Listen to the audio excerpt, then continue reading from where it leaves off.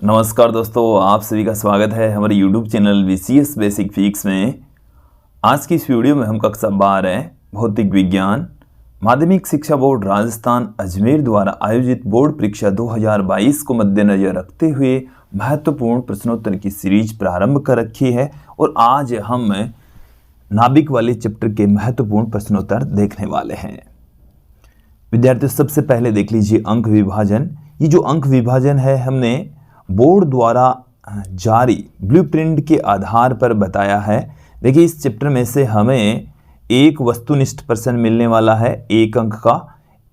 अति लघुतरात्मक प्रश्न हमें 2 मिलने वाले हैं, प्रत्येक 1 अंक का होगा, कुल मिलाकर 2 अंक होंगे। लघुतरात्मक प्रश्न भी हमें 1 मिलने वाला है जो 1.5 मतलब 1.5 अंक का होगा। एक यहाँ से आंकिक प्रश्न हमें मिलने वाला है 1.5 अंक का। तो एक न्यूमेरिकल, एक लघुतरात्मक प्रश्न, एक दो अति लघुतरात्मक और एक वस्तुनिष्ठ प्रश्न हमें यहाँ पर मिलने वाले हैं। कुल मिलाकर 5 क्वेश्चन यहाँ पर हमें इस चैप्टर से मिलेंगे और 6 अंक के होंगे। विद्यार्थियों, यदि आप हमारे YouTube चैनल पर नए हैं तो चैनल को सब्सक्राइब कर लीजिए, साथ में बेल आइकन भी दबा दीजिए ताकि आपको आगे की वीडियोज़ की नोटिफिकेशन मिलते रहें। विद्यार्थियों, हमने ये इस चैप्टर के और ये जो हमने सीरीज प्रारंभ कर रखी है, जो क्वेश्चन हमने सिलेक्ट किए हैं वो NCERT की पाठ्यपुस्तक से हमने लिए हैं, साथ में प्रीवियस ईयर्स के जो पेपर हैं उनमें से हमने सिलेक्ट किए हैं। तो जो महत्वपूर्ण प्रश्नोत्तर हैं उसको हम अब प्रारंभ करते हैं। सबसे पहले हम देखते हैं वस्तुनिष्ठ प्रश्न। वस्तुनिष्ठ प्रश्नों में सबसे पहले देखिए पहला क्वेश्चन देखिए कि नाभिक जिंक 3064 की त्रिज्या लगभग है, फर्मी में हमें फाइंड आउट करनी है। इसकी द्रव्यमान संख्या देख लीजिए 64 हमें दे रखी है, हमें त्रिज्या पूछी है। देखिए R बराबर होता है R0 1 की घात 1/3। यहाँ से A की वैल्यू पुट कर दीजिए। A का जो मान है वो है 64 की घात 1/3। R0 होता है 1.2 गुणा 10 की घात -15। 64 को हम 4 की घात 3 पुट कर सकते हैं, इसकी घात 1/3 है। 3 से 3 कैंसिल हो गया। 4 को जब हम 1.2 से गुणा करेंगे तो 4.8 गुणा 10 की घात -15 मीटर हमें प्राप्त हो जाएगा। इसे हम 4.8 फर्मी भी कह सकते हैं। तो फर्मी में हमें आंसर चाहिए, से इसका आंसर होगा 4.8 फर्मी। फिर देखिए अगला जो क्वेश्चन है उसमें हमें कहा गया है कि बीटा -6 में उत्सर्जित इलेक्ट्रॉन की उत्पत्ति है। देखिए बीटा अक्षय के दौरान इलेक्ट्रॉन तथा पॉजिट्रॉन उत्सर्जित होते हैं तथा नाभिक में से उत्सर्जित होते हैं। तो देखिए बीटा -6 का मतलब है कि इलेक्ट्रॉन उत्सर्जित हो रहा है। हम ये जानते हैं कि नाभिक के अंदर इलेक्ट्रॉन नहीं पाया जाता। इलेक्ट्रॉन एक ऋणावेश उत्पन्न होता है। देखिए ये एक्चुअल में न्यूट्रॉन से प्रोटॉन कन्वर्ट होता है, साथ में एक इलेक्ट्रॉन भी बाहर निकलता है। तो न्यूट्रॉन जब प्रोटॉन में कन्वर्ट होता है, न्यूट्रॉन का जब विघटन होता है तो वहाँ पर इलेक्ट्रॉन की उत्पत्ति होगी। तो नाभिक में न्यूट्रॉन के विघटन से इलेक्ट्रॉन की उत्पत्ति होती है। तो इसमें भी ऑप्शन सही होगा। अगले क्वेश्चन की ओर बढ़ते हैं। थर्ड क्वेश्चन देखिए, यूरेनियम 9238 के अंततः स्थायी नाभिक Pb 82206 में संयुक्त होने के प्रक्रम में उत्सर्जित अल्फा तथा बीटा कणों की संख्या क्रमशः होगी। देखिए यूरेनियम है वो Pb में कन्वर्ट हो रहा है, तो द्रव्यमान संख्या में जो द्रव्यमान संख्या है वो कितनी डिक्रीज हो रही है, 238 से 206 हो रही है। 238 द्रव्यमान संख्या थी और 206 हो गई है। इसका मतलब है कि 32 द्रव्यमान संख्या में फर्क पड़ गया है। देखिए जब अल्फा और बीटा कण उत्सर्जित होते हैं तो बीटा कणों से द्रव्यमान संख्या पर कोई फर्क नहीं पड़ता, अर्थात द्रव्यमान संख्या सिर्फ अल्फा कणों के उत्सर्जन से ही कम होगी। तो यहाँ से 32 द्रव्यमान संख्या कम हो रही है। इट मीन्स यहाँ पर जो अल्फा कण होंगे वो 8 अल्फा कण होंगे, क्योंकि 8 अल्फा कण है। एक जो अल्फा कण होता है उसकी द्रव्यमान संख्या होती है 4, तो 32 द्रव्यमान संख्या कम होने के लिए 8 अल्फा कण उत्सर्जित होंगे। तो 8 अल्फा कण उत्सर्जित होंगे, तो इसमें देखिए हमें अल्फा तथा बीटा कणों की संख्या पूछी है क्रमशः। तो पहले अल्फा कण 8 उत्सर्जित हो सकते हैं, ये ऑप्शन सही हो सकता है। ये ऑप्शन गलत होगा क्योंकि इसमें 6 ही दे रखे हैं अल्फा कणों की संख्या, इसमें भी अल्फा कणों की संख्या 6 ही दे रखी है, ये भी गलत है। ये सही हो सकता है, तो ए और द में से सही होगा। अब हम देख लेते हैं बीटा कणों की संख्या। देखिए जब 8 अल्फा कण बाहर निकलते हैं तो परमाणु क्रमांक में 16 की कमी आ जाएगी। परमाणु क्रमांक 16 कम हो जाएगा, परमाणु 16 कम हो जाएगा। और जब परमाणु क्रमांक 16 कम हो जाता है, 92 में से जब हम 16 निकालेंगे तो हमारे पास में आ जाएंगे ये 76। कितने आ गए हैं? 76, 76 आ गया। जबकि हमें पीबी में 82 मिल रहा है। अब परमाणु क्रमांक 6 और बढ़ाने हैं, तो 6 बढ़ाने का मतलब है कि यहां से 6 बीटा कण भी उत्सर्जित होंगे। तो 8 तो अल्फा कण उत्सर्जित होंगे, साथ में 6 बीटा कणों का भी उत्सर्जन होगा। तो 8 और 6 यहां पर देख लीजिए, तो 8 और 6 से यहां से द ऑप्शन इसमें सही होने वाला है। अगले क्वेश्चन की ओर बढ़ते हैं कि द्रव्यमान संख्या में वृद्धि होने पर नाभिक से संबंधित कौन सी राशि परिवर्तित नहीं होती है। देखिए द्रव्यमान संख्या इंक्रीज होने का मतलब है न्यूक्लियनों की संख्या, तथा इसे हम ऐसे भी कह सकते हैं प्रोटॉन प्लस न्यूट्रॉनों की संख्या, जिससे द्रव्यमान बढ़ेगा। तो ये ऑप्शन सही नहीं हो सकता क्योंकि हमें परिवर्तित नहीं होती है। पूछिए कि कौन सी राशि चेंज नहीं होती। आयतन, आयतन देखिए आयतन को हम 4/3 पाई आर क्यूब से पुट करते हैं।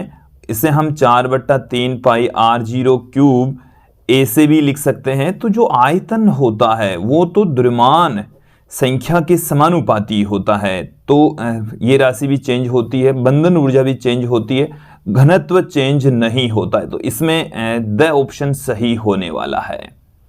अगले क्वेश्चन की ओर बढ़ते हैं।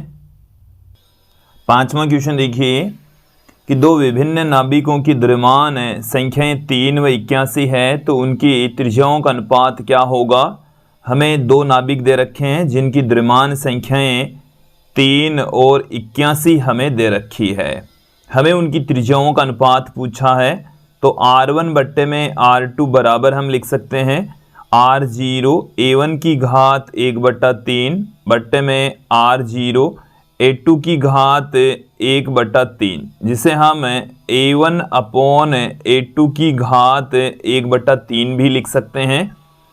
देन देखिए यहाँ से इन दोनों की वैल्यू पुट कर देते हैं। 3/81 की घात 1/3, 1/27 की घात 1/3।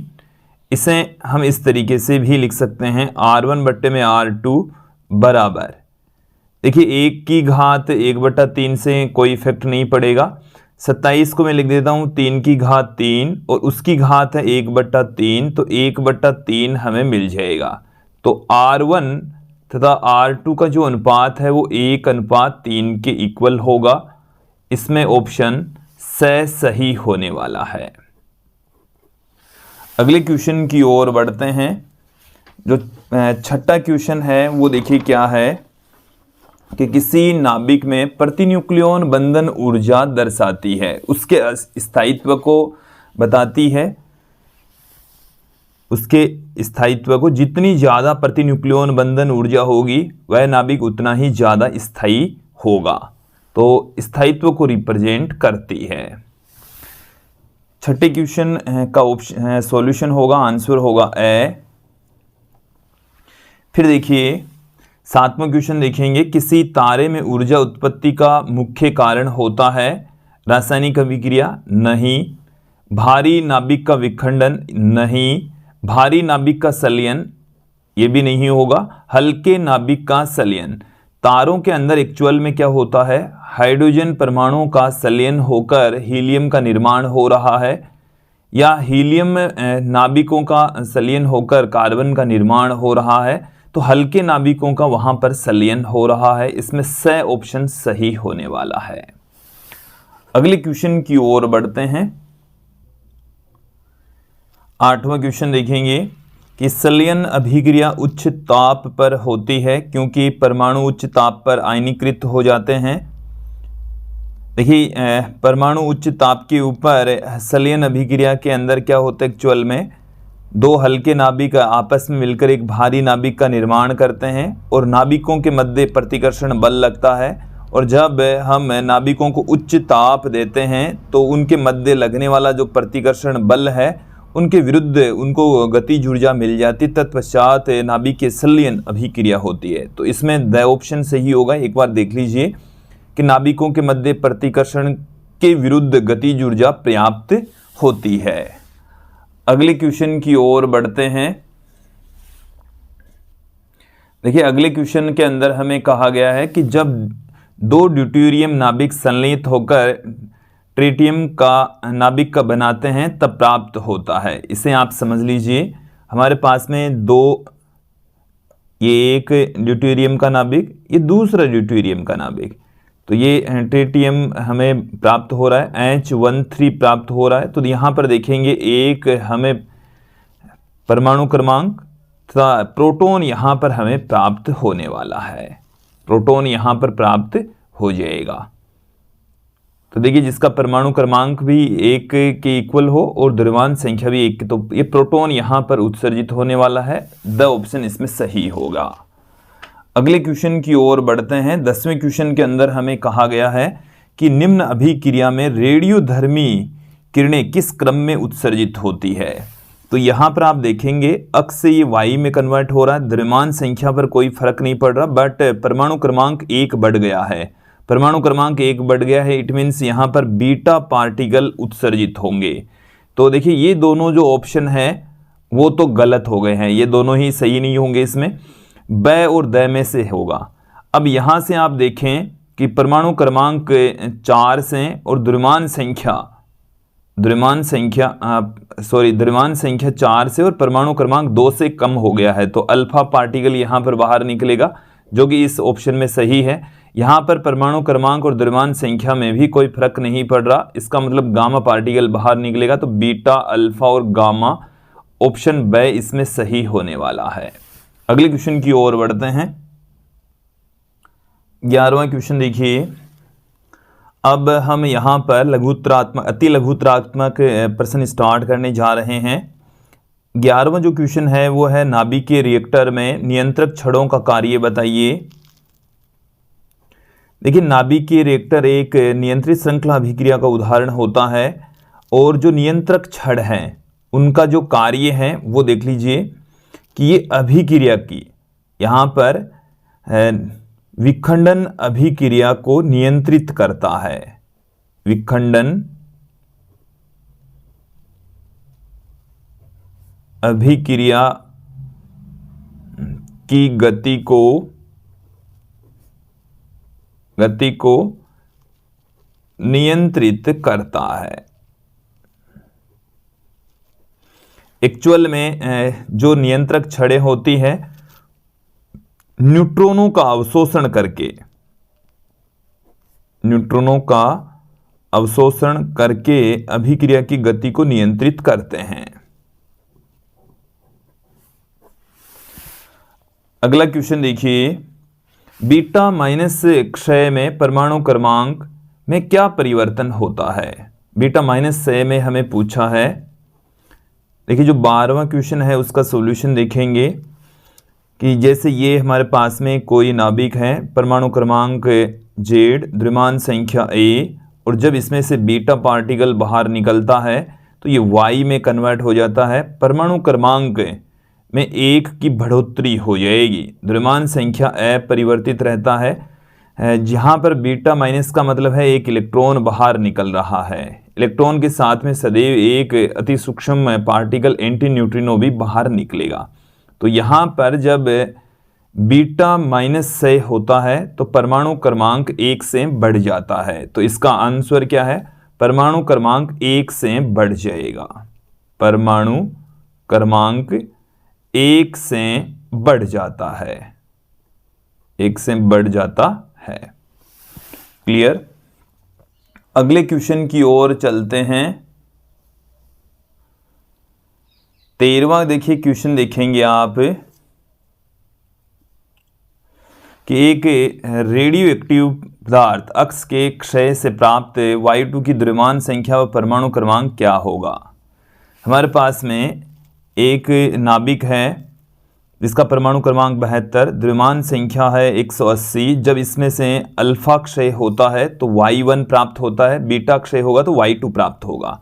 हमें यह पूछा गया है कि Y2 की द्रव्यमान संख्या क्या होगी। देखिए विद्यार्थियों, जब अल्फा कण का क्षय होता है तो परमाणु क्रमांक 2 से कम हो जाएगा, तो यह 70 हो जाएगा।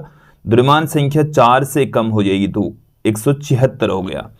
बीटा प्लस क्षय हो रहा है, तो बीटा प्लस से क्षय हो रहा है तो परमाणु क्रमांक 1 से घट जाएगा, जबकि द्रव्यमान संख्या पर कोई फर्क नहीं पड़ेगा। तो हमें Y2 का परमाणु क्रमांक और द्रव्यमान संख्या पूछी है, तो परमाणु संख्या या परमाणु जो क्रमांक होता है वो तो यहाँ पर है 69 और द्रव्यमान संख्या 176 होगी। इसी टाइप का क्वेश्चन बोर्ड एग्जाम में पूछे जाने की प्रबल संभावना है। तो ऐसे क्वेश्चंस में जिसमें से अल्फा, बीटा और गामा पार्टिकल्स बाहर निकलते हैं, उनका सॉल्यूशन आप सभी विद्यार्थी समझने का प्रयास करेंगे। देखिए हमें 14वें क्वेश्चन के अंदर पूछा है किसी नाभिक की त्रिज्या कैपिटल R एवं द्रव्यमान संख्या A में संबंध लिखिए।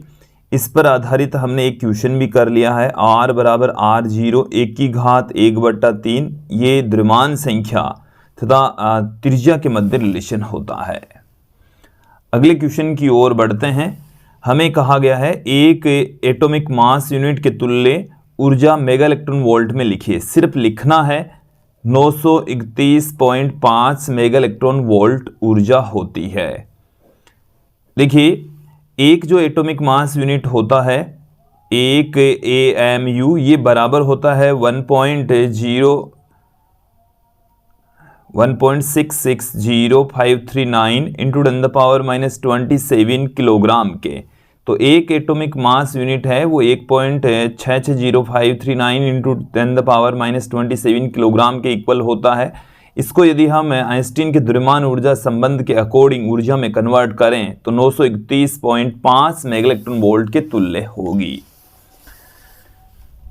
देखिए 16वां जो क्वेश्चन है उसमें हमें कहा गया है मंदक क्या है। मंदक क्या है उदाहरण दीजिए। विद्यार्थियों जो नाभिक की रिएक्टर है उसमें नाभिक की विखंडन अभिक्रिया होती है और उस विखंडन से उत्सर्जित जो न्यूट्रॉन है उनकी गतिज ऊर्जा काफ़ी ज़्यादा होती है और वो आगे श्रृंखला अभिक्रिया जारी नहीं रख पाते। इस कारण से उनकी गतिज ऊर्जा को कम करते हैं। उनकी गतिज ऊर्जा को कम करने के लिए प्रयुक्त जो पदार्थ होते हैं उनको हम मंदक कहते हैं। देखिए नाभिक के रिएक्टर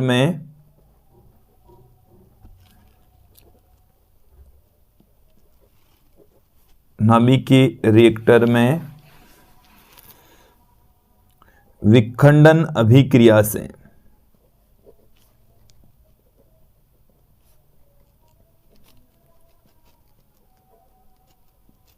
उत्सर्जित न्यूट्रॉनों की गतिज ऊर्जा अत्यधिक होती है या उनका वेग अत्यधिक होता है।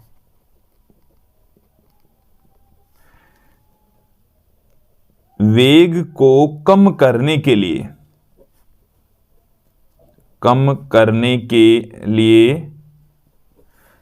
रिएक्टर में प्रयुक्त पदार्थ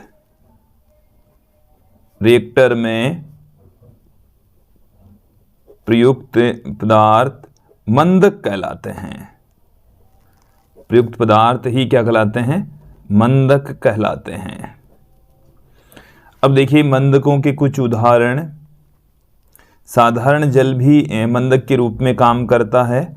साथ में भारी जल, ग्रेफाइट की छड़ों को हम प्रयोग में ले सकते हैं, बेरियम की छड़ों को भी हम यूज में ले सकते हैं।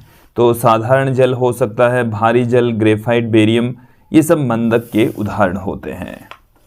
17वें क्वेश्चन की ओर बढ़ते हैं। देखिए 17वां जो क्वेश्चन है उसके अंदर हमें कहा गया है कि कोई तत्व ए निम्न 2 चरण प्रक्रियाओं द्वारा तत्व सी में विघटित होता है। तत्वों ए बी सी में से समस्थानिक युग्म छांटिए। देखिए सबसे पहले तो आप देख लीजिए कि जैसे हमारे पास में जो ए है इसका परमाणु क्रमांक है जेड, द्रव्यमान संख्या में यहां पर ले लेता हूं ए, ऐसे ये ए बी है, इसकी द्रव्यमान संख्या मैंने यहां से जब अल्फा पार्टिकल बाहर निकलेगा तो इसका जो परमाणु क्रमांक है वो जेड -2 और द्रव्यमान संख्या रह जाएगी ए -4। फिर ये है जेड -2 और ए -4 बी। जब इसमें से 2 इलेक्ट्रॉनों का उत्सर्जन होता है, तो 2 इलेक्ट्रॉनों का उत्सर्जन होता है तो द्रव्यमान संख्या पर कोई फर्क नहीं पड़ता, द्रव्यमान संख्या तो उतनी की उतनी रहती है। लेकिन जब इलेक्ट्रॉन बाहर निकलते हैं तो परमाणु क्रमांक बढ़ जाता है। यहाँ पर 2 इलेक्ट्रॉन बाहर निकलते हैं, इसका मतलब इसका परमाणु क्रमांक 2 से बढ़ जाएगा। तो इसमें जब 2 हम जोड़ेंगे तो +2 -2 कैंसिल हो जाएंगे, जेड आ जाएगा। हमें इसमें पूछा गया है कि समस्थानिक युग्म छांटिए। देखो इस समस्थानिकों की डेफिनेशन ये कहती है कि परमाणु क्रमांक सेम होना चाहिए। तो देखो ए का परमाणु क्रमांक जेड, सी का परमाणु क्रमांक जेड, तो 2 समस्थानिक युग्म हमें छांटने हैं। तो ए और सी दोनों समस्थानिक हैं, एक समस्थानिकों का जोड़ा है। अगले क्वेश्चन की ओर बढ़ते हैं। 18वां क्वेश्चन देखिए, यदि बोरोन पर न्यूट्रॉन की बमबारी करने से अल्फा कण उत्सर्जित होता है तब कौन सा नाभिक उत्पन्न होगा। हमारे पास में एक बोरोन का नाभिक है, इस पर हमने न्यूट्रॉन की बमबारी की। तो न्यूट्रॉन के जैसे हम परमाणु क्रमांक तो इसका होता है 5, द्रव्यमान संख्या होगी इसकी 10 हमने कंसिडर कर ली।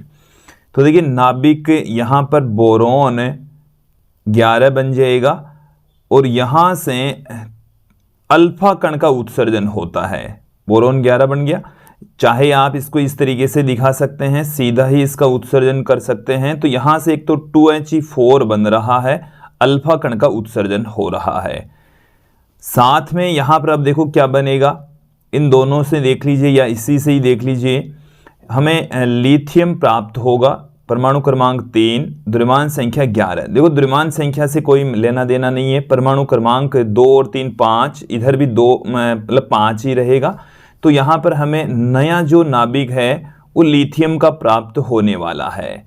तो नया नाभिक किसका प्राप्त होगा, लिथियम का नाभिक हमें प्राप्त होने वाला है। 18वां जो क्वेश्चन है उसका आंसर होगा लिथियम। अब हम अगले क्वेश्चन की ओर बढ़ते हैं। 19वें क्वेश्चन के अंदर हमें पूछा गया है रेडियो एक्टिव सक्रियता किसे कहा जाता है, क्या होती है, मात्रक बताइए। देखिए विद्यार्थियों, रेडियो एक्टिव सक्रियता का मतलब होता है रेडियो एक्टिव नाभिकों के क्षय होने की दर को हम सक्रियता कहते हैं, जिसका मात्रक क्षय प्रति सेकंड या बेकुरल होता है। तो देखिए डेफिनेशन क्या है इसकी, रेडियो एक्टिव नाभिकों के क्षय होने की दर को रेडियो एक्टिव नाभिकों के क्षय होने की दर, क्षय होने की दर को रेडियो एक्टिव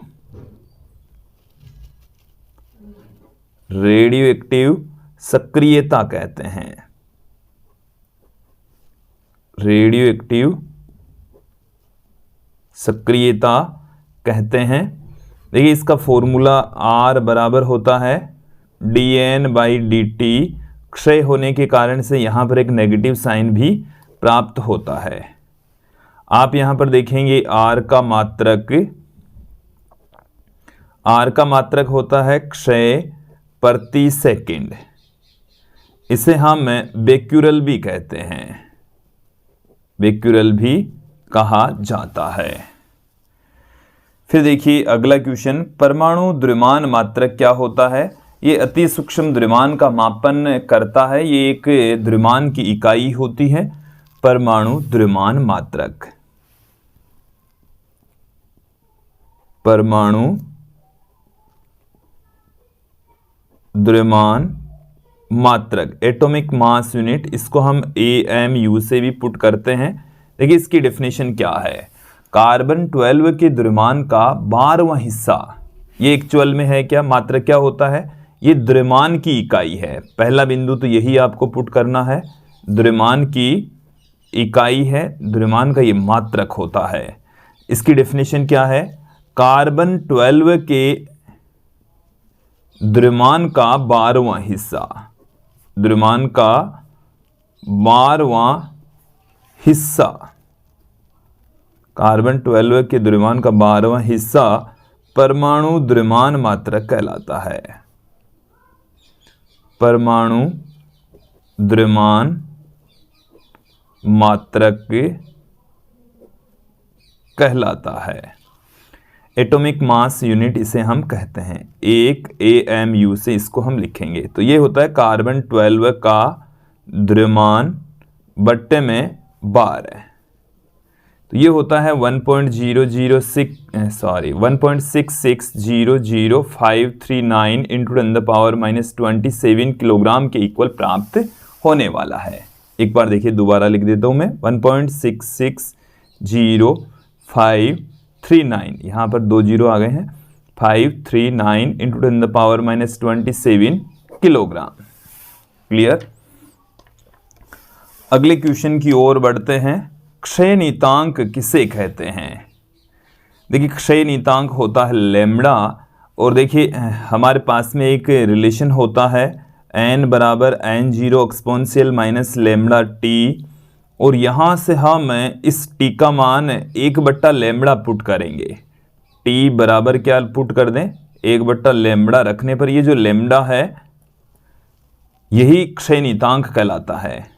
तो देखिए हमें क्या मिलेगा, n बराबर n0 exponential minus lambda into 1/λ, lambda से लैम्बडा कैंसिल हो जाएगा, n बराबर n0 बट्टे में e।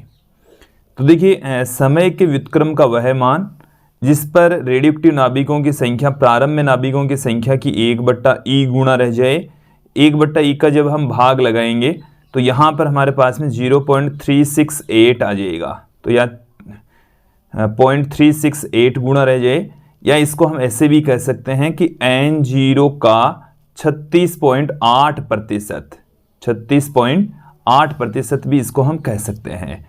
तो देखिए इसकी डेफिनेशन क्या लिख सकते हैं हम, समय के व्युत्क्रम का वह मान, क्योंकि 1/, में हमने समय का व्युत्क्रम में रखा है, समय के व्युत्क्रम का वह मान जिसमें रेडियोएक्टिव नाभिकों की संख्या, एक्टिव नाभिकों की संख्या प्रारंभ में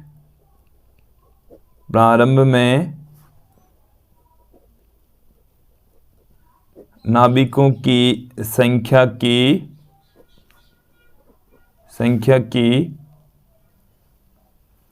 1/e गुणा, या हम कह सकते हैं 36.8% रह जाए, क्षय नीतांक कहलाता है। क्षय नीतांक कहलाता है। देखिए 22वें क्वेश्चन में हमें पूछा गया है कि रेडियोएक्टिव पदार्थ की अर्धायु व औसत आयु में संबंध लिखिए।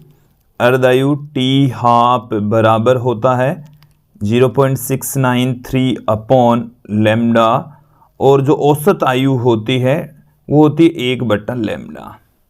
तो यहाँ से यदि मैं इस लैम्बडा की वैल्यू पुट कर दूं, या यहाँ पर हम इस 1/λ के स्थान पर हम टो लिख सकते हैं, तो देखिए दोनों ही आपकी जो मर्जी है वैसे पुट कर सकते हैं। तो टो बराबर 1/λ, तो 1/λ की जगह हम लिख सकते हैं T अपॉन 0.693, तो ये 1.44 T हाफ आएगा। इसका मतलब है कि जो औसत आयु होती है, औसत आयु वो बराबर होती है 1.44 इंटू अर्ध आयु, अर्ध आयु। क्लियर। अगले क्वेश्चन की ओर बढ़ते हैं।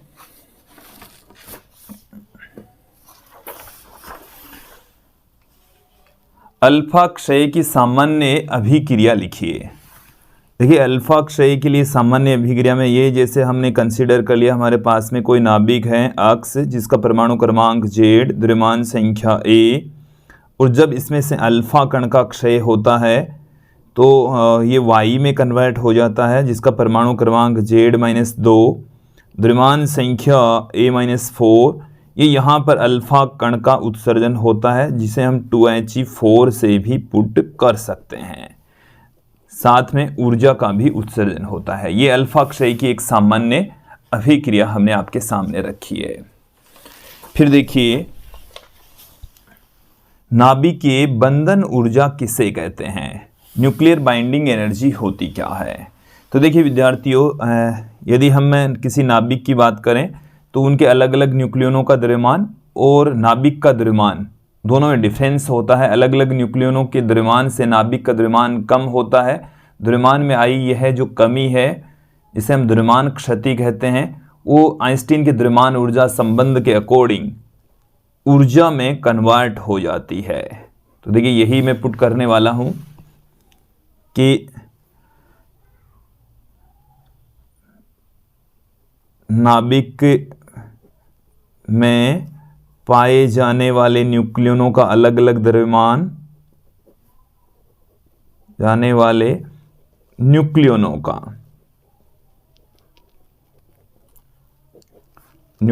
का अलग अलग द्रव्यमान,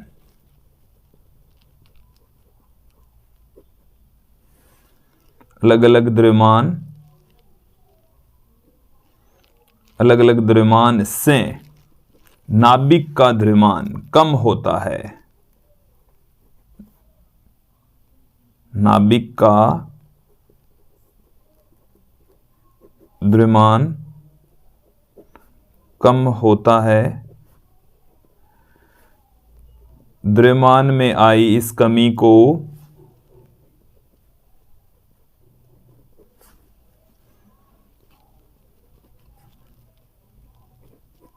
द्रव्यमान में आई है कमी, देखिए द्रव्यमान में आई है कमी द्रव्यमान क्षति कहलाती है। इस कमी को हम क्या कहते हैं, द्रव्यमान क्षति।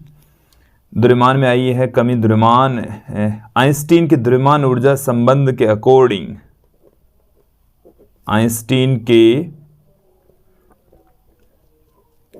द्रव्यमान ऊर्जा संबंध के अकॉर्डिंग,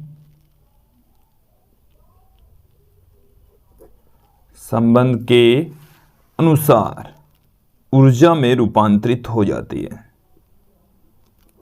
ऊर्जा में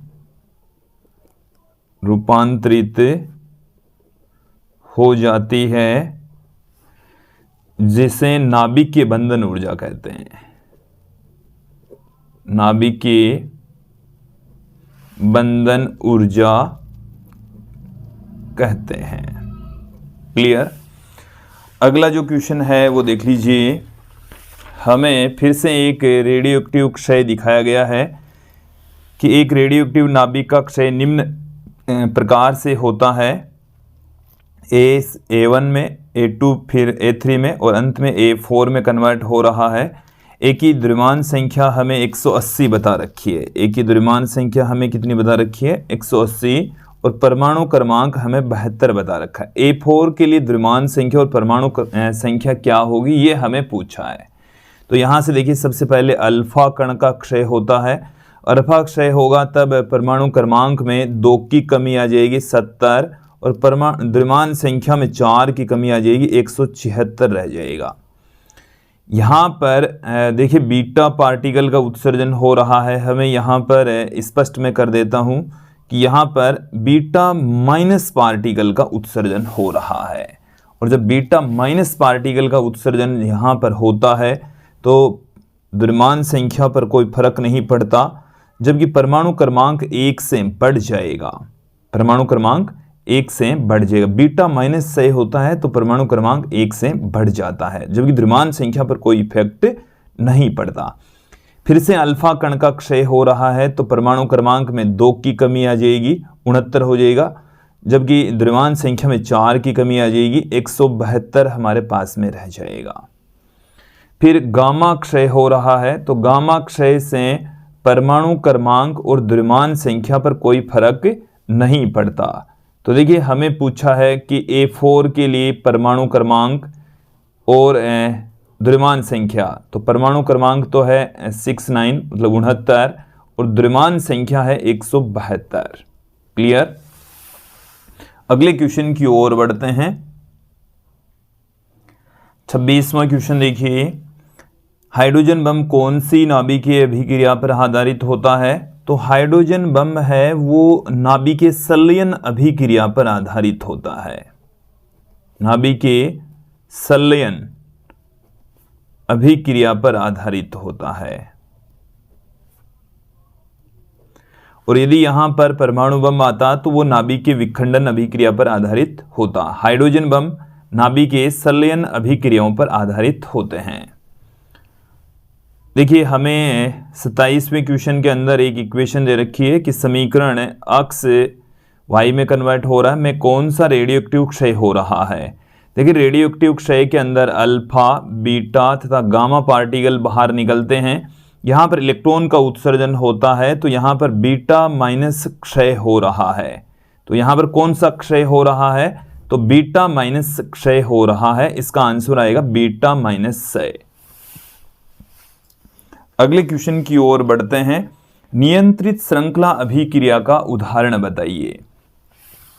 तो देखिए जो परमाणु भट्टी है, नाभिकीय रिएक्टर है, परमाणु रिएक्टर है, ये एक नियंत्रित श्रृंखला अभिक्रिया का उदाहरण है। यदि आपको इसके स्थान पर अनियंत्रित श्रृंखला अभिक्रिया का उदाहरण पूछा जाए तो परमाणु बम एक अनियंत्रित श्रृंखला अभिक्रिया का उदाहरण होगा। सौर ऊर्जा व तारों से उत्सर्जित प्रकाश का कारण है नाभिकीय संलयन अभिक्रियाएं।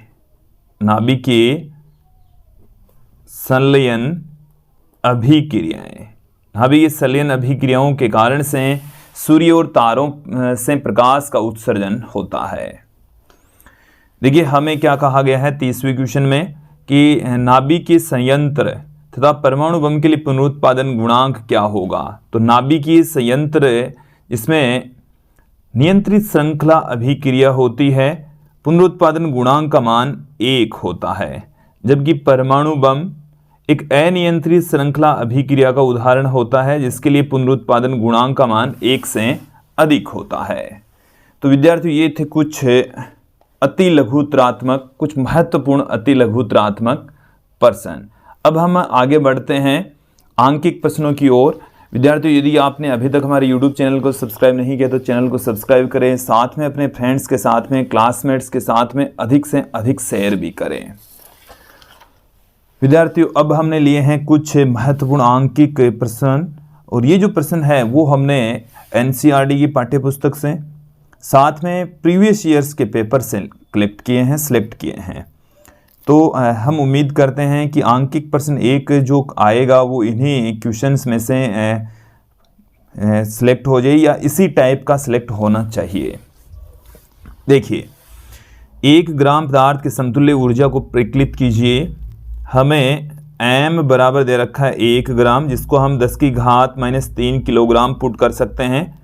आइंस्टीन के द्रव्यमान ऊर्जा संबंध के अकॉर्डिंग हम जानते हैं E बराबर होता है mc²। m का मान यहाँ पर 10⁻³ c यहाँ पर प्रकाश का वेग है जो कि 3 × 10⁸ मीटर प्रति सेकंड होता है। तो यहाँ पर वैल्यू जब हम पुट कर देंगे देन फाइनली हमारे पास में यहाँ पर आ जाएगा 9 × 10⁻³ प्लस में 16 बराबर 9 × 10⁻13 जूल प्राप्त हो जाएगा। तो 1 ग्राम के तुल्य जो ऊर्जा होती है वो 9 × 10⁻13 जूल होगी। देखिए बीटा क्षय द्वारा ट्राइटियम की अर्धायु 12.5 वर्ष है। हमें टी हाफ दे रखा है 12.5 वर्ष। 25 वर्ष बाद शुद्ध ट्राइटियम के एक नमूने का कितना अंश अविघटित रहेगा। हमें टी दे रखा है 25 वर्ष। देखो एन बराबर हमारे पास में क्या आ जाएगा, टी बट्टे में टी हाफ 25 बट्टे में 12.5 2 आ जाएगा। एन की वैल्यू कितनी आ गई है 2। अब हम एक रिलेशन जानते हैं एन बराबर एन जीरो 1/2 तो एन जीरो इंटू में 1/2 तो एन जीरो बट्टे में 4 तो एक एन जीरो बट्टे में 4 अंश अविघटित रहेगा, प्रारंभ वाला मान का चौथा हिस्सा, या हम कह सकते हैं 25% अंश अविघटित रहेगा। 25% भी कह सकते हैं परसेंटेज में ले तो, और या प्रारंभ का 1/4 हिस्सा भी इसको कहा जा सकता है। अब हम अगले क्वेश्चन की ओर बढ़ते हैं। 33वां क्वेश्चन देखिए, हमें निम्नलिखित परमाणु द्रव्यमान दिए गए हैं और यूरेनियम 238 के अल्फा क्षय में उत्सर्जित ऊर्जा परिकलित कीजिए। देखिए यूरेनियम 238 से जब अल्फा कण का क्षय होता है तो ये थ्योरियम में कन्वर्ट हो जाएगा 90 में, साथ में यहाँ पर 2He4 अल्फा कण के रूप में बाहर निकलेगा। यहाँ पर कुछ ऊर्जा का उत्सर्जन होगा, इस ऊर्जा की वैल्यू हमें ज्ञात करनी है। ये जो ऊर्जा होगी वो आइंस्टीन के द्रव्यमान ऊर्जा संबंध के अकॉर्डिंग जो द्रव्यमान में कमी आएगी उससे हमें प्राप्त होने वाली है। तो सबसे पहले तो हमें इस डेल्टा एम का मान ज्ञात करना है, जिसको हम द्रव्यमान क्षति कहते हैं। तो देखिए द्रव्यमान जो क्षति होगी वो किसके तुल्य होगी, अभिकारक का द्रव्यमान। तो यूरेनियम का जो द्रव्यमान है, यूरेनियम का द्रव्यमान माइनस में जो उत्पाद आपके पास में बन रहे हैं थ्योरियम का, माइनस में अल्फा कण का, इनका द्रव्यमान घटा देंगे तो द्रव्यमान क्षति हमें प्राप्त हो जाएगी। तो देखिए डेल्टा एम, यूरेनियम का द्रव्यमान हमें इस क्वेश्चन में दे रखा है 238.05079 एटॉमिक मास यूनिट में दे रखे हैं। थ्योरियम का हमें दे रखा है 234.04369 और अल्फा कण का द्रव्यमान हमें दे रखा है 4.00260, ये हमें दे रखा है। कैलकुलेशन देख लीजिए, माइनस, तो ये हमें मिल जाएगा 200। देखो यहां से कैलकुलेट करना स्टार्ट करते हैं तो देखिए क्या मिलने वाला है हमें, 3 6 और 6 12 हो गया 2, फिर 6 4 0, ये आ गया 238 का 238, और जब इसमें से हम घटाएंगे तो देखिए हमें मिलेगा 0.00456 U। देखिए जो Q है वो होता है डेल्टा M इंटू सी स्क्वायर। तो डेल्टा M हमें मिल चुका है, ये U इंटू सी स्क्वायर के स्थान पर हम 931.5 मेगा इलेक्ट्रॉन वोल्ट पुट कर देंगे तो ये सीधा मेगा इलेक्ट्रॉन वोल्ट में हमें प्राप्त हो जाएगा। तो Q हमें मिलेगा 4.25 मेगा इलेक्ट्रॉन वोल्ट। विद्यार्थी इसकी कैलकुलेशन थोड़ी सी जटिल है, बट धैर्य रखकर इसको सोल्व करेंगे तो आराम से इजी तरीके से हो जाएगा। देखिए हमें 34वें क्वेश्चन में कहा गया है कि नाइट्रोजन नाभिक की बंधन ऊर्जा मेगा इलेक्ट्रॉन वोल्ट में ज्ञात कीजिए। बंधन ऊर्जा के लिए अलग अलग न्यूक्लियोनों का द्रव्यमान तथा एक साथ में नाभिक का द्रव्यमान। तो देखिए बंधन ऊर्जा के लिए सबसे पहले तो हमें डेल्टा एम इंटू सी स्क्वायर, ई बी बराबर क्या होता है डेल्टा एम इंटू सी स्क्वायर। तो डेल्टा एम होता है Z into mass of proton plus A minus Z into mass of neutron minus नाभिक का द्रव्यमान। तो नाभिक का द्रव्यमान है उसको मैं एम न्यूक्लियाई से पुट कर दूं। तो यहाँ पर आप देखेंगे कि जो द्रव्यमान संख्या है वो 14 है, परमाणु क्रमांक 7 हैं, तो 7 गुणा mass of proton. Mass of proton हमें 1.00727 दे रखा है। ए माइनस जेड ये भी 7 है और ये हमें दे रखा है 1.00866 माइनस मास ऑफ न्यूक्लियाई जो कि 14.00307 हमें दे रखा है, इंटू में सी स्क्वायर पढ़ाई है। तो यहाँ से 7 हम कॉमन ले लेंगे और जब इनको हम जोड़ भी देते हैं, देखो यहाँ से ये बच जाएगा, यहाँ से ये बच जाएगा। चलिए मैं एक स्टेप और बढ़ा देता हूँ, 1.00727 प्लस 1.00866 माइनस 14.00307 इंटू सी स्क्वायर पढ़ाई है। एक बार इनको जोड़ लेते हैं तो यहाँ से 6 और 7 हो गया 13, फिर 6 और 2 8, 1 9, 8 और 7 15 और 15 का 5 1 0, ये आ गया हमारे पास में।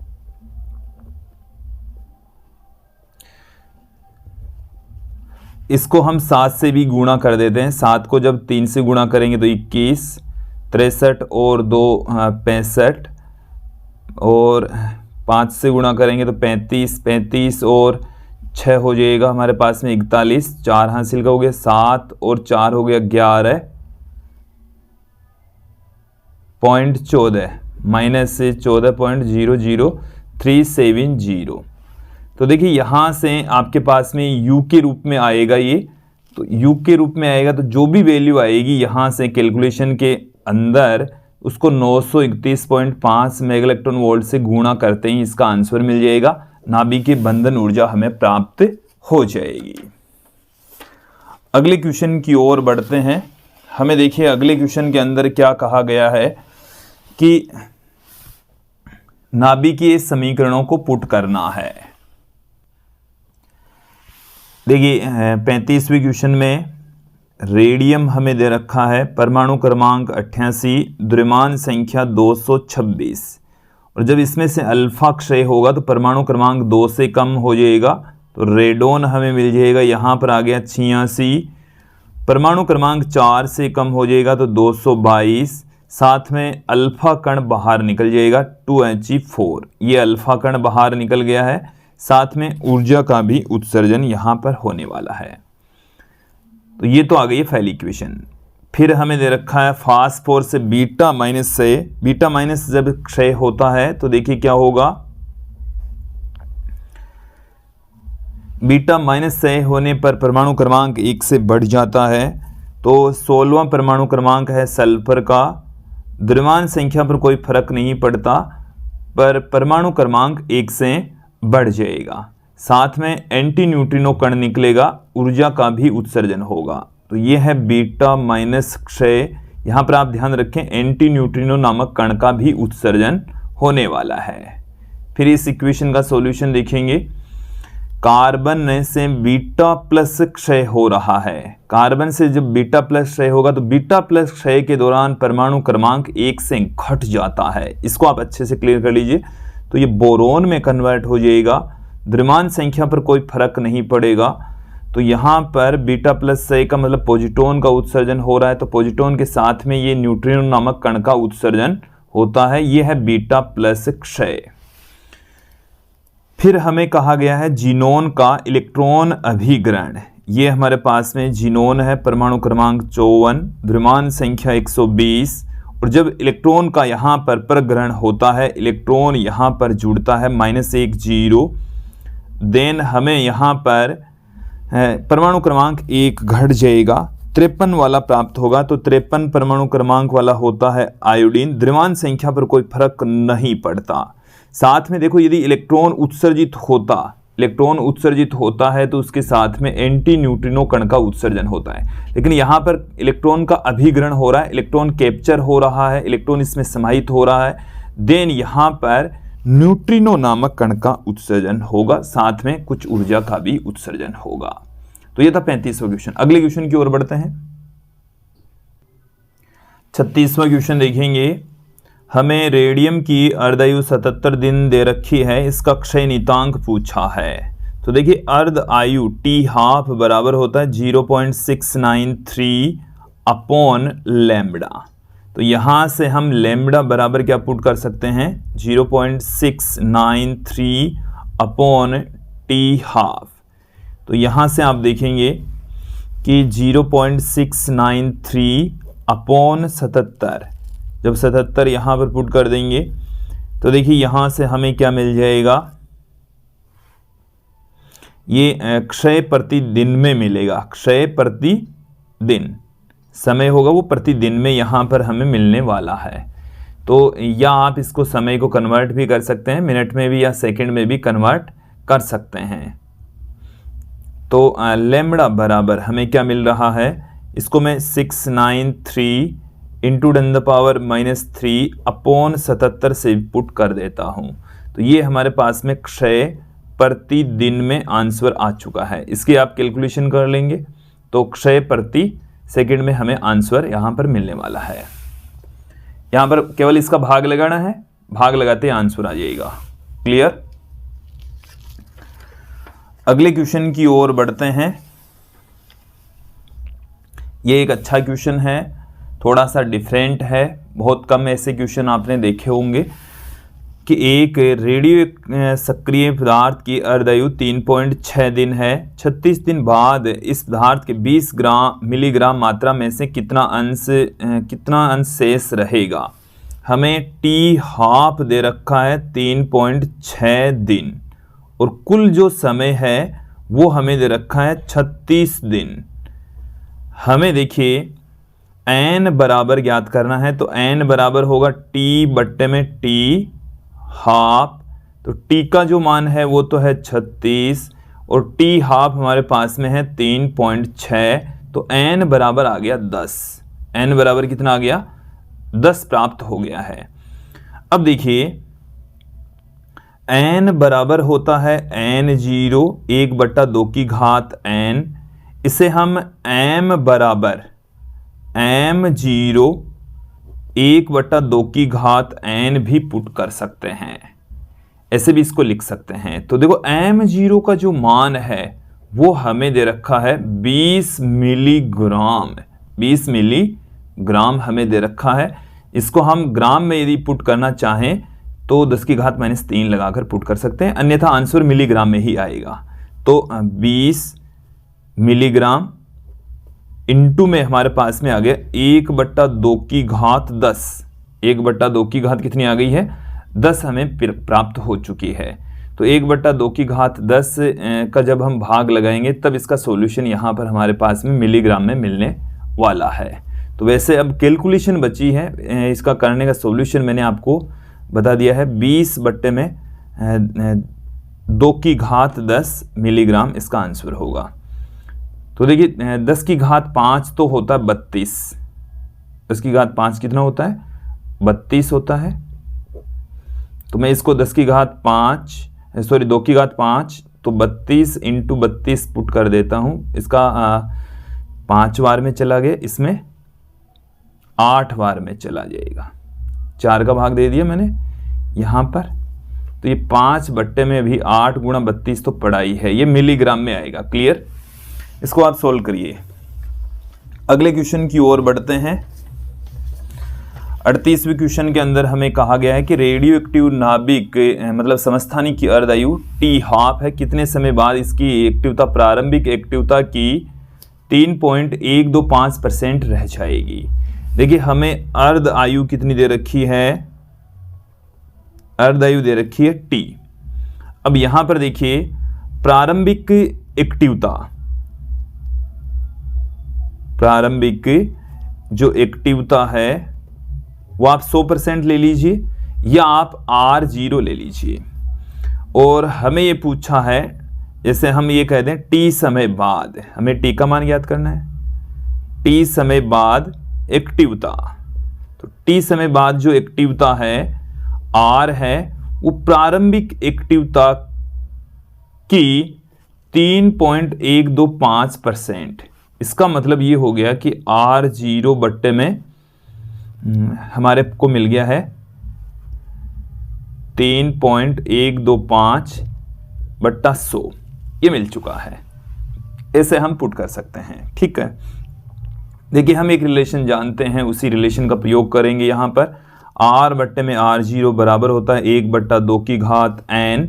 r का मान हमें दे रखा है r0 गुणा 3.125/100, ये r0 यहाँ पर पढ़ाई है बराबर 1/2 की घात n। r0 से r0 कैंसिल हो जाएगा, 3 संख्या पहले पॉइंट यहाँ पर लगा हुआ है तो हम 3 0 यहाँ पर और लगा देंगे। देखिए विद्यार्थी यहाँ से जब हम कैलकुलेट करेंगे तो देखिए 25 का भाग लगा देता हूँ मैं, इजी थोड़ा कर देता हूँ। 25 का भाग इसमें 4 बार में, 25 का जब इसमें भाग लगाएंगे तो 1 बार में चला गया, फिर 6 शेष रह गया, 62 के अंदर 2 बार में चला गया, 12 125 बार में चला जाएगा। फिर इसके अंदर भी आप देखें ये 40 बार में चला गया और इसमें ये 5 बार में चला गया, फिर ये 5 का इसमें 8 बार में चला गया। तो ये यहाँ से कुल मिलाकर 1/32 आ गए। 1/32 बराबर 1/2 की घात n। तो यहाँ से देख लीजिए 1/2 की घात n बराबर 1/2 की घात 5, n बराबर आ गया 5। तो कुल जो समय है वो n इंटू टी हाफ के बराबर होता है। तो 5t समय बाद में जो रेडियोएक्टिव समस्थानिक है उसकी 3.125% मात्रा रह जाएगी। कितने समय बाद में? 5 अर्धायु कालों के पश्चात, 5t के पश्चात, 5t के पश्चात। 39वें क्वेश्चन देखिए, हमें 39वें क्वेश्चन के अंदर स्ट्रोमसियन की अर्धायु 28 वर्ष दे रखी। समस्थानिक के 15 मिलीग्राम की विघटन की दर क्या होगी? 39वां क्वेश्चन देखिए, हमें स्ट्रोनसियम की अर्धायु 28 वर्ष दे रखी है, इससे समस्थानिक के 15 मिलीग्राम की विघटन की दर क्या होगी? देखिए विद्यार्थियों, हमें यहाँ पर टी हाफ की वैल्यू दे रखी है 28 वर्ष। स्ट्रोनसियम, देखिए स्ट्रोनसियम के 15 मिलीग्राम की विघटन की दर पूछी है, तो विघटन की दर R बराबर होता है लैम्बडा इंटू एन। लैम्बडा बराबर हम जानते हैं 0.693 अपॉन टी हाफ होता है, टी हाफ होता है। एन की वैल्यू यहाँ पर हमें ज्ञात करनी है। तो देखिए विद्यार्थियों, समझा देता हूँ मैं यहाँ पर। इसकी द्रव्यमान संख्या के बराबर हमें नाभिकों की संख्या ज्ञात करनी है।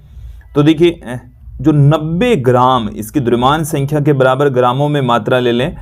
90 ग्राम में नाभिक, 90 ग्राम में नाभिक या जो परमाणु होंगे वो अवोगाद्रो संख्या के बराबर होंगे। अवोगाद्रो संख्या को मैं Na से पुट कर देता हूं, जो कि 6.023 इंटू 10⁻23 होती है।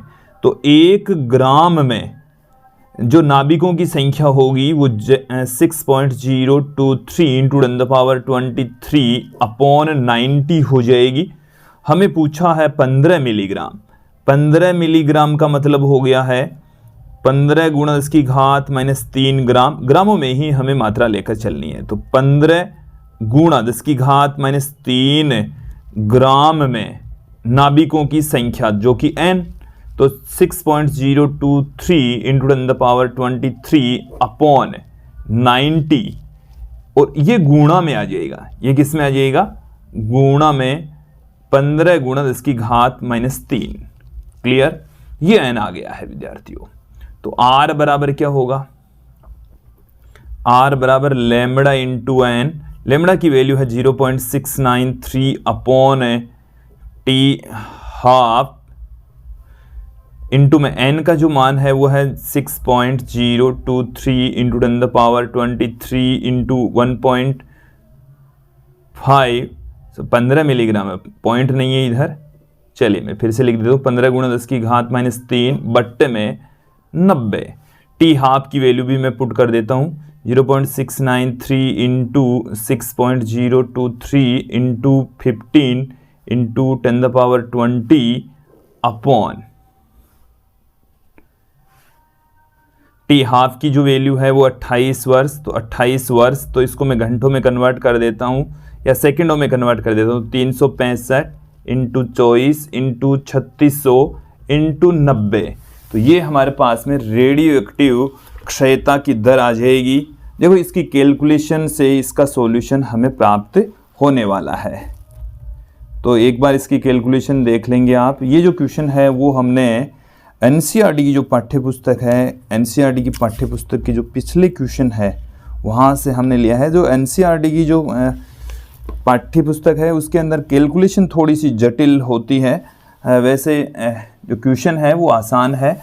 यदि यहाँ पर आप देखें तो इसका जो सॉल्यूशन आएगा वो 7.87 इंटू 10 बेक्यूरल प्राप्त होने वाला है। 40वां और अंतिम आंकिक प्रश्न देखिए। हमें दो नाभिक दे रखे हैं, उनकी त्रिज्याओं का अनुपात पूछा है कि नाभिकों की त्रिज्याओं का अनुपात हमें ज्ञात करना है। नाभिकों की त्रिज्याओं का अनुपात यहाँ पर देख लीजिए।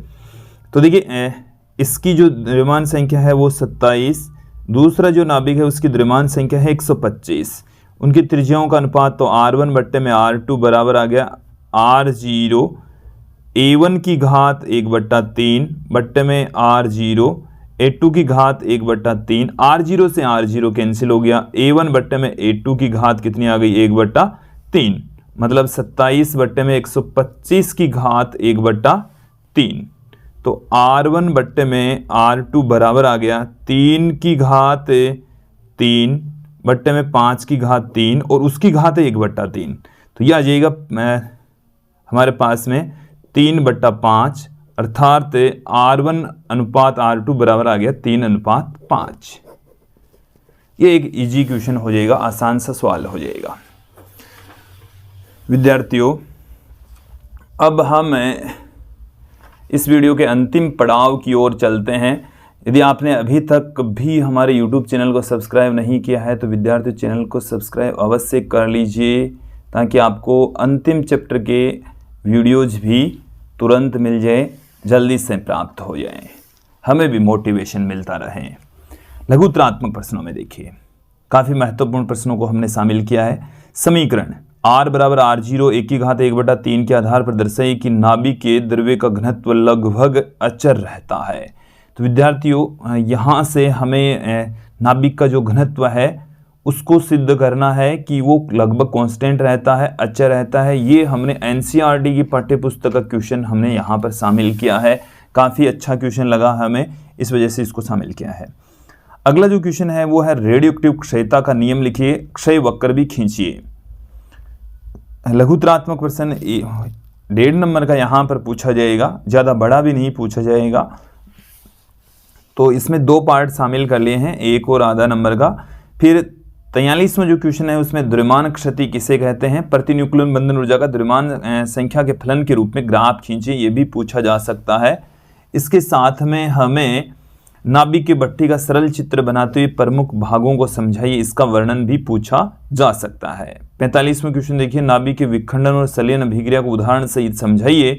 संलयन अभिक्रिया को प्रयोगशाला में संपन्न क्यों नहीं कर सकते, इसका भी हमारे को रीजन बताना है। जो लघुत्तरात्मक प्रश्न है उनका सॉल्यूशन हमने यहाँ पर नहीं दिया है। आप इस वीडियो के डिस्क्रिप्शन में जाकर हमारे यूट्यूब चैनल के प्लेलिस्ट में जाकर इस चैप्टर की वीडियोज को देखकर उनका सॉल्यूशन आप देख सकते हैं, समझ सकते हैं। आज की इस वीडियो में इतना ही। धन्यवाद दोस्तों। अगला जो वीडियो होगा वो अर्धचालक इलेक्ट्रॉनिकी से रिलेटेड होगा, उससे रिलेटेड भी महत्वपूर्ण प्रश्न उत्तर आपके लिए लेकर आएंगे। धन्यवाद दोस्तों।